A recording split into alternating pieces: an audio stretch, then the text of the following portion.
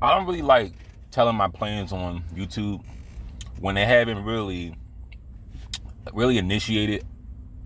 I really like talking about it when I'm in the midst of it. But when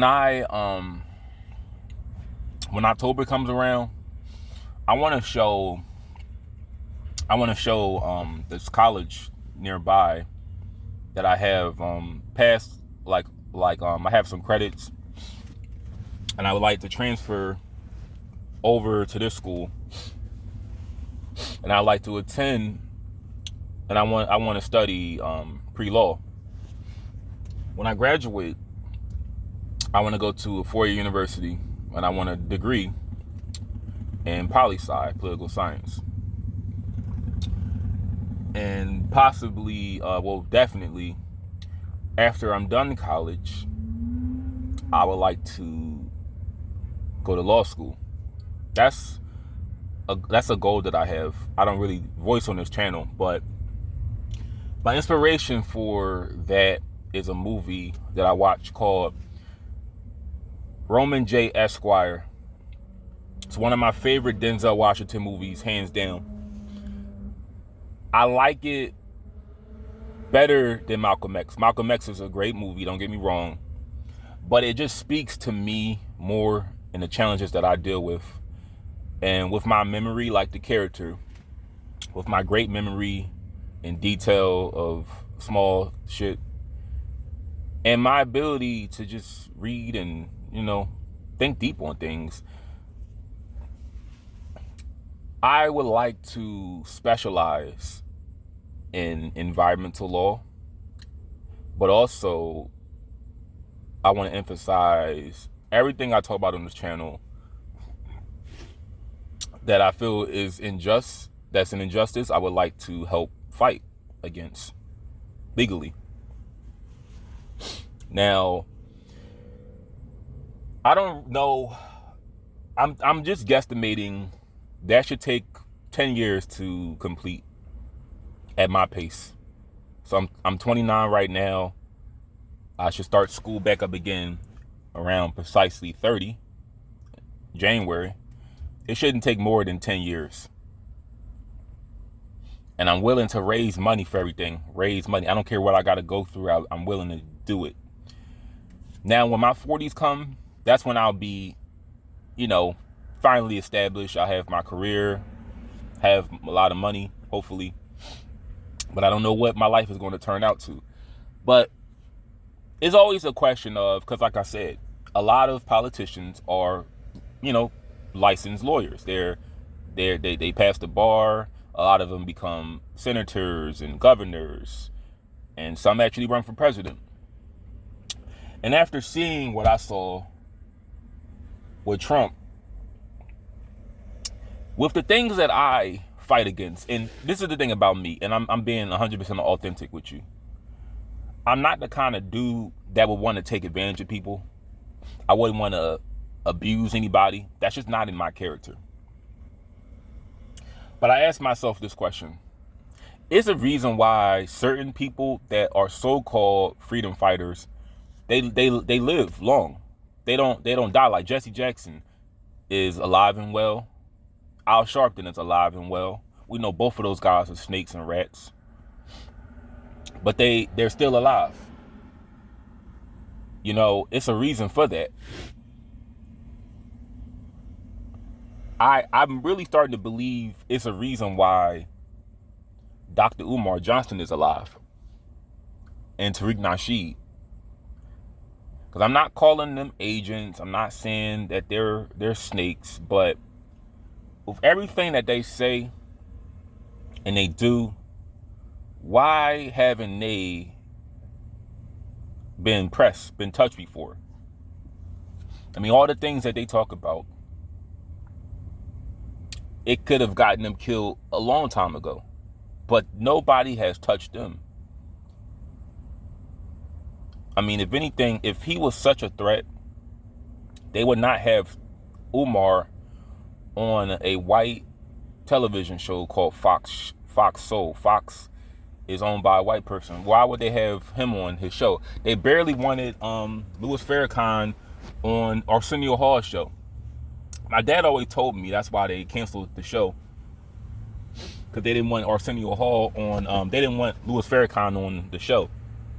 But that's not true. But I just asked myself this question: could I get it? Could I have something happen to me if I'm trying to fight for equal treatment of all people? They say, because I always ask my father this question.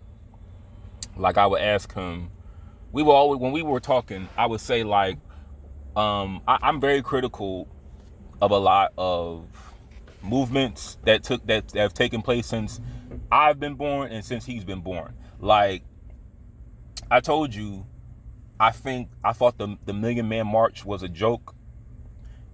I thought it was just a way that made white people richer, and it just sucked money into white. It just gave white businesses money. You really didn't accomplish nothing that day. Everybody just slept in white hotels. They didn't do anything progressive other than just gather in DC. That's all they did. But my dad always said that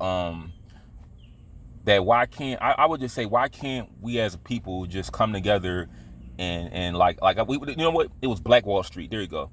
I was saying Black Wall Street was just a bunch of stores. Why can't we just do that today? You could do that right now. Nothing is stopping you. And he just kept saying, because we can't. I'm like, what do you mean you can't?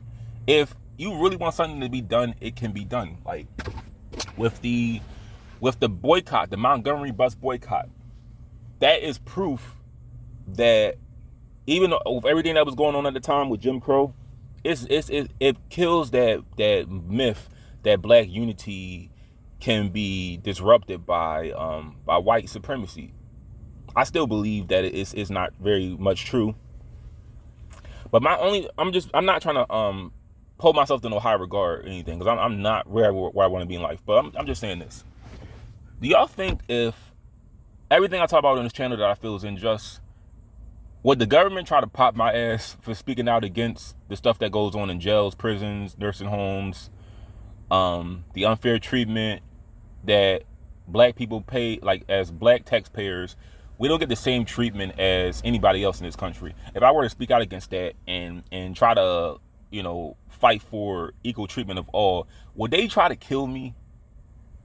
And the thing is, I want to talk about everything that is a problem. Like, I believe the welfare system, like welfare, you're not going to stop. You can't get rid of welfare. It only accounts, I think, like 2% of the budget.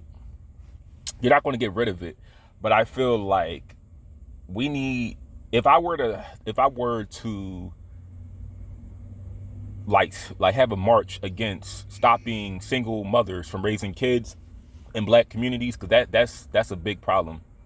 If I were to have that be like an objective of something I want to fight against, would the government try to kill me for doing something like that, knowing the effect that it has on black people? It has a bad effect on black people. But would they try to kill me for that?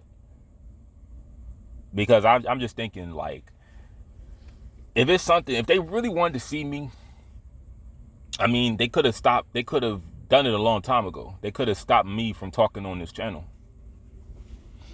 So I don't really want to believe that they stop people who actually have a message from talking.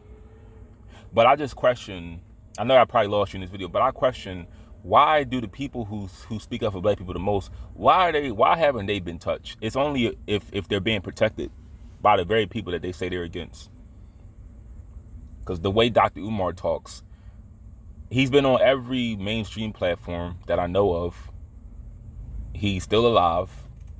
I don't think they're trying to really go against him unless he's doing something behind our backs we don't know about. Because if they really wanted to, because I'm not saying Umar, I listen to him from time to time. Both of them, him and Tariq, they say some pretty deep things, but I can't take them serious at times by just them not doing what they said they were going to do. That school should have been built a long time ago. That school should have been built. If he really wanted to build that school, he could have done it. And that's another thing about me that makes me different. You can't ask people for money. How you going to ask people for raise money for a school and then charge people for the school? I mean, if you really care about black people, all the money that he gets from his speaking engagements, which I don't feel he should be paid for. If you're trying to help somebody, why you gotta charge them for why do you have to charge them to help them, to enlighten them on whatever knowledge that you have? Why can't you just give them the knowledge without having a fee for everything? Because I'm assuming, this is my thing, whatever happened to just working a fucking job? There's no shame in working a job. He's a licensed psychologist. Why can't he just do his job on during the weekday, and on the weekends he'll travel and do his little speaking engagements? Why does everybody got to make money for helping people? Because both of them, I'm not hating on neither one of them. I'm just saying, if they're claiming that they care about people and they're trying to help these people, it should not have a fee for help. You should just do it out of the kindness of your heart.